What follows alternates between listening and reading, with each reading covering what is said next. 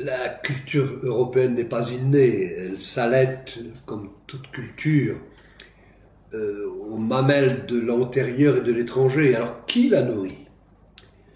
On sait que l'Europe tire son nom de la mythologie grecque, puisque l'Europe était aimée de Zeus, et elle lui a donné 3 fils. Mais comme réalité géopolitique, l'Europe est née du déclin de l'Empire romain, au seuil du 5e siècle, coïncidant avec la naissance d'un territoire mal défini qu'on appelle l'Occident. Et de tous les ascendants dont l'Europe se réclame légitimement, on peut s'arrêter sur l'héritage que nous devons à la Grèce. Et du monde grec, l'Europe hérite une première faculté, sa faculté de conceptualisation. Chaque fois que nous disons d'une chose ce qu'elle est dans sa nature, dans son essence, nous traduisons un concept. Qu'il s'agisse de l'eau, de la liberté, de coquelicots, de pylônes électriques, la définition du pylône électrique en l'occurrence vaut pour tous les pylônes électriques. Eh bien, c'est à la physique et à la métaphysique d'Aristote que nous devons de faire correspondre le concept et la chose. Ce Macédonien surdoué que l'on connaît est convaincu de la nécessité d'une organisation rationnelle de nos observations afin de disposer d'une vraie science de la nature. Le génie d'Aristote a été de problématiser le savoir. Et cet empiriste né met en catégorie les phénomènes, il classe par famille, par genre, par espèce, il va de l'inanimé à l'animé, du minéral au végétal, de l'animal ordinaire à l'animal raisonnable, à l'homme. Sa métaphysique, qui range la nature dans des terroirs, constitue le principe méthodologique de l'organisation des sciences, n'est-ce pas? Eh bien, à la fin de son traité sur la physique, Aristote traite de ce qu'il a appelé la philosophie première.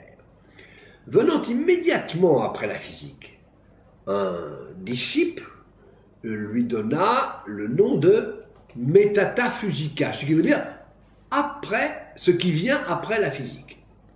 Ce corpus fondamental diffusera dans les mondes intellectuels divers successifs, le grec, le latin, le byzantin, l'islamique, et finalement dans l'univers chrétien médiéval qui en fera ses choux gras.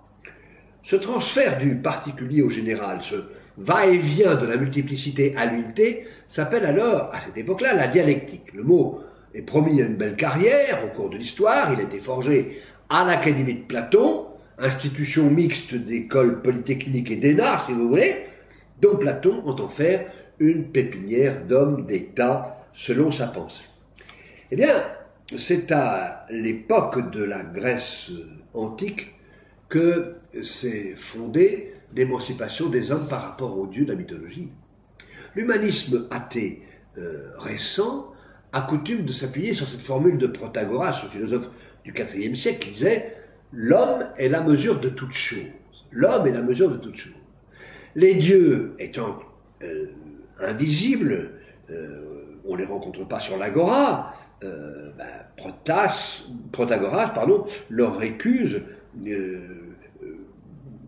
se mêler des histoires des hommes. Finalement, ce que Protagoras dit, c'est qu'il revient aux hommes de prendre leurs affaires en main. Et cet adage de Protagoras, qui hante encore les salles d'examen ou de concours, ne veut pas dire que chacun voit midi à sa porte, mais que l'homme, c'est précisément moins Monsieur Tartemol, pris isolément, que les hommes pris dans une société dont Monsieur Tartemol serait bien inspiré de prendre le conseil ou l'avis. En fait, si vous voulez, ce que veut dire Protagoras, c'est que tout est convention sociale.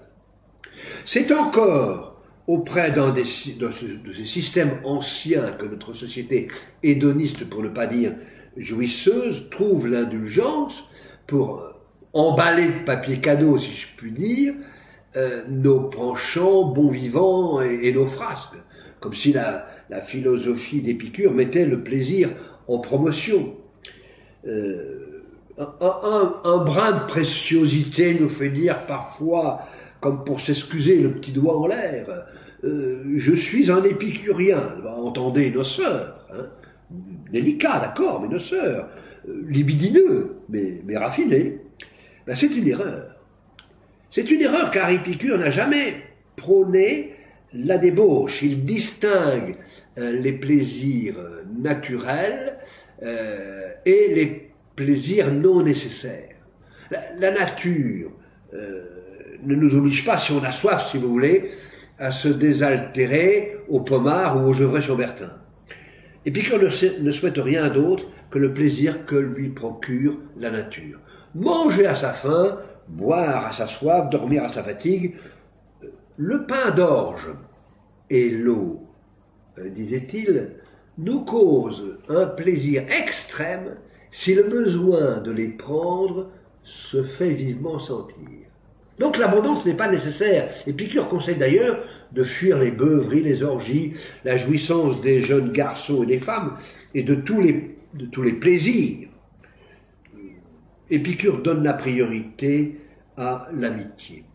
Notre Occident blasé n'apprécie plus ses plaisirs, il faut bien le dire, que comme ordinaire. Alors quand viendra l'heure de la Rome républicaine et des Césars, Paul et les pères de l'Église platoniseront, si je puis dire, de bon cœur.